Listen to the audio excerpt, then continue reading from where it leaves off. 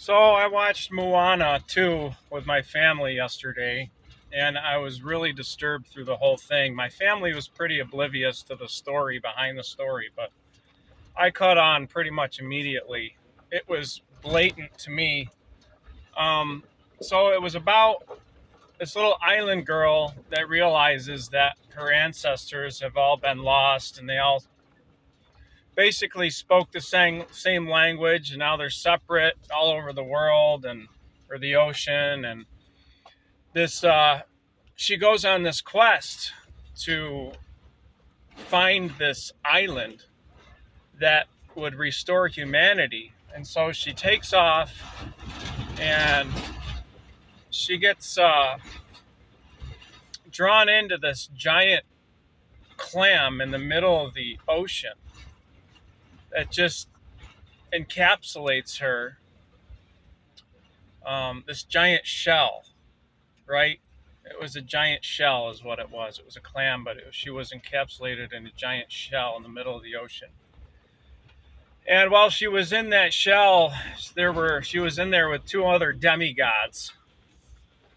And these demigods were, the one was some vampire lady that appeared evil, but she was really good.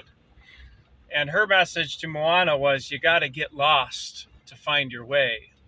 And you got to just dive in and do what's uncomfortable. And it was like putting in your mind that you got to do wrong to do right.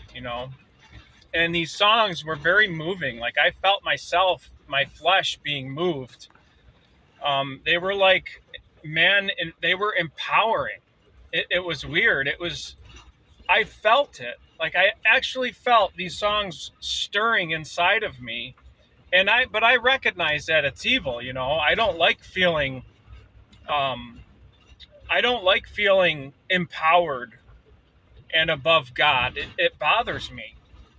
So yeah, they were super suggestive songs that made you feel empowered and godlike. And Moana, who was a regular person, was learning to be a demigod. And she was in this giant shell that she had to break out of, break out of her shell. And essentially learned that she was a demigod through these other demigods. And after they broke out of the shell, her and her crew basically entered into the spirit realm, where they had to defeat the main god that divided the whole earth. And this main god they portrayed as really evil, but represented the God of the Bible. And they had to defeat him, and they couldn't physically defeat him. The only way they could defeat him was defeating the curse that he put on the land. And this giant island that was cursed, that divided everybody. How God divided everybody was, he put a curse on their land and sunk this land into the ocean, which represents to me the flood. After God destroyed Babel was after, but it represented the flood to me, right? Where God covered the whole earth with a flood and started anew. Well, Moana had to swim down through these waters, do this incredible godlike feat, and touch this island that was underwater.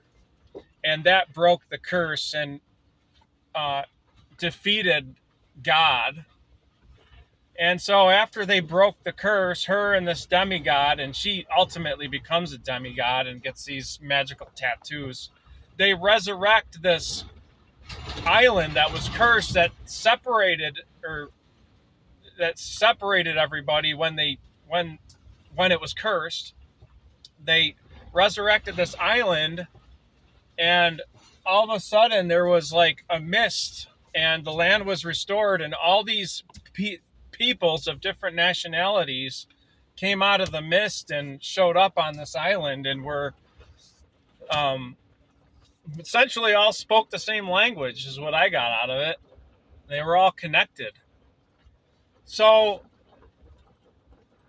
I was just in awe of the satanic ideology throughout this movie, this Freemason Luciferian worship that the whole movie was completely based on. And the songs were demonic and puffed you up and made you feel godlike. And the whole story was about being godlike. And I was really disturbed that I was there with my family watching this garbage. And I'll never watch another Disney movie again, I don't think, after that. But it's amazing that they put this in front of people, the whole satanic Luciferian agenda, and involve people in worshiping the story of Lucifer like this. And all the characters are super cute, and the songs are so uplifting and so moving and so hunky dory.